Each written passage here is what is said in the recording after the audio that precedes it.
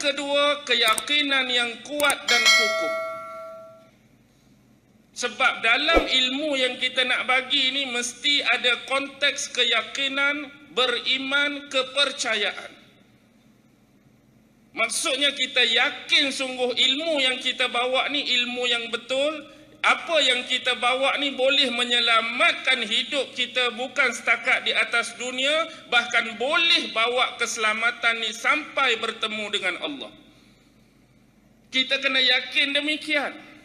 Kalau kita sendiri pun tak yakin dengan apa yang kita bawa, apa yang kita persembahkan pada orang lain, maka sudah bercampur dengan keraguan. Hak kita duk cerita ni insya-Allah selamat atas dunia. Hak kita duk cerita ni insya-Allah selamat juga di akhirat. Kita kena ada keyakinan tersebut. Agama yang kita bawa, risalah kenabian dan kerasulan yang kita bawa ni yakin sebenar-benar keyakinan. Apa yang Nabi cerita, apa yang Rasul cerita pasti terbukti kebenarannya. Walaupun hari ini kita tak dapat tengok, hari ini kita tak dapat lihat lagi apa yang akan berlaku ke atas kita.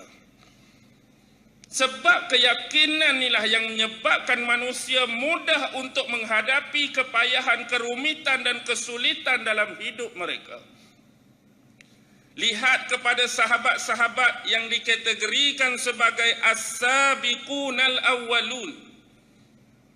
Mereka ni macam-macam diperlakukan oleh pembesar dan pemuka Quraisy. Kalaulah mereka tak ada keyakinan terhadap Allah, mereka tak ada keyakinan terhadap Nabi, mereka tak ada keyakinan terhadap agama Islam, sudah lama mereka bertukar kembali kepada kepercayaan yang lama. Tapi apakah yang menyebabkan mereka tetap teguh dan kuat? Orang tohmah, ikutlah. Orang kata, ikutlah. Orang caci, ikutlah. Orang maki, ikutlah. Orang tapak, orang tendang, orang sepak, ikutlah. Orang terajang sampai ada sahabat yang terbunuh. Pasal apa keras sangat? Keyakinan tadi.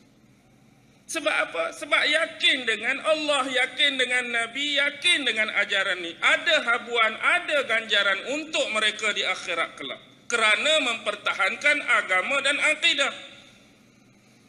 Kalau dia pun tak yakin, betul ke apa yang Nabi cakap ni?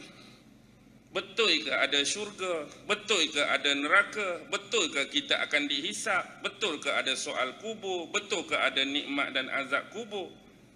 Bila dah ada keraguan macam ni, mana datangnya keyakinan? Dan bagaimana kita nak mempertahankan akidah dan kepercayaan kita tadi? Sahabat-sahabat berperang, sahabat-sahabat berjihad. Kalau tak ada keyakinan akan balasan mati syahid, tak ada keyakinan akan balasan syurga, siapa yang sanggup untuk bunuh orang lain? Siapa yang sanggup untuk merelakan diri terbunuh dalam medan peperangan? Kerja sia-sia. Entah ada syurga ke tak ada syurga, masuk perang ni duk bunuh orang. Patut tak kena gaya, kita juga mati terbunuh. Tapi sebab ada keyakinan tadi, ingat dalam perang Badar tuan-tuan, perang-perang yang mencabar emosi dan kesetiaan para sahabat. Ada sahabat, seorang anak berhadapan dengan seorang bapa yang masih musyrik. Ada seorang bapa yang beriman berhadapan dengan anak yang masih musyrik.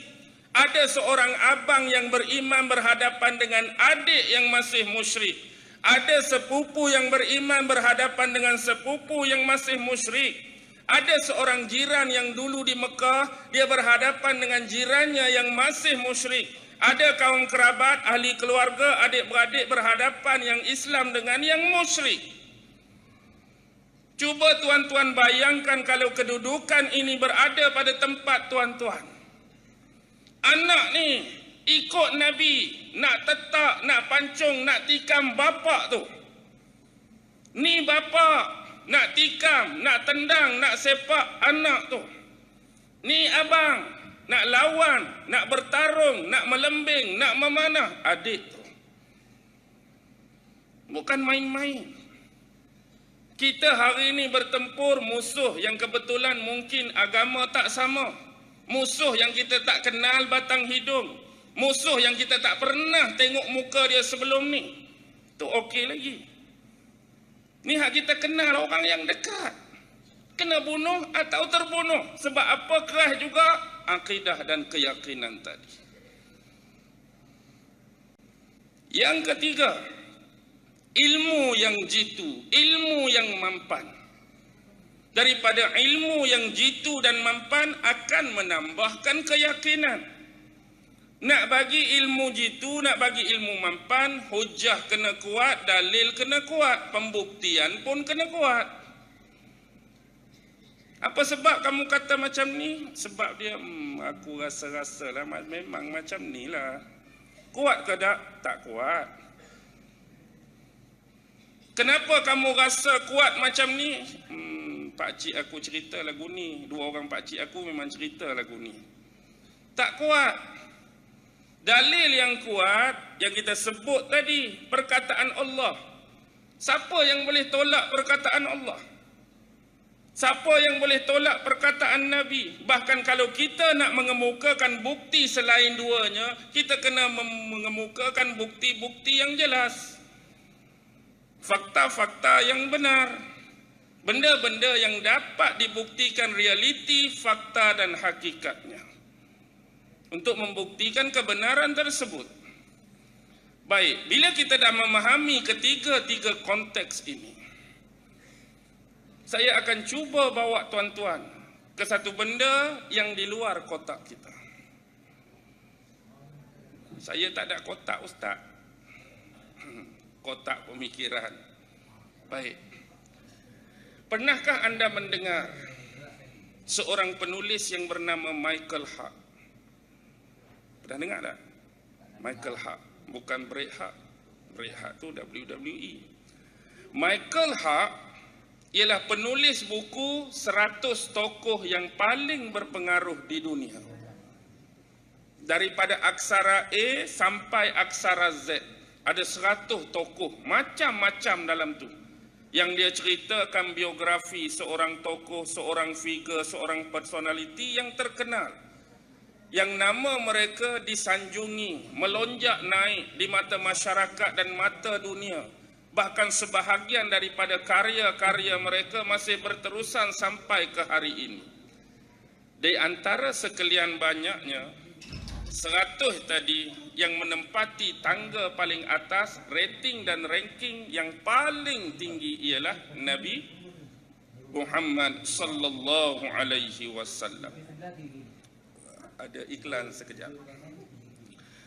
Ni saya nak umumkan kutipan derma untuk dana pembangunan dan dakwah Masjid Ar-Ridwan Hulu Kelang. Kutipan ini akan dilakukan oleh anak-anak tahfiz.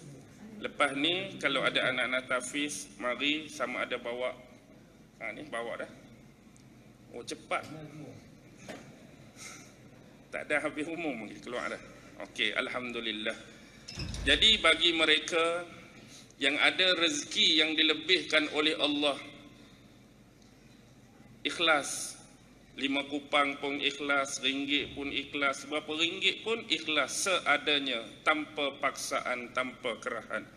Jadi satu lagi ialah ada orang bagi sumbangan makanan, jumlahnya lebih kurang 700 bungkus. Jadi janganlah balik terus lagi ya. Kalau nasib anda baik, dapat cabutan bertuah, nasi bungkus 1. Jangan ambil lebih ya, ramai ni. Okey, terima kasih.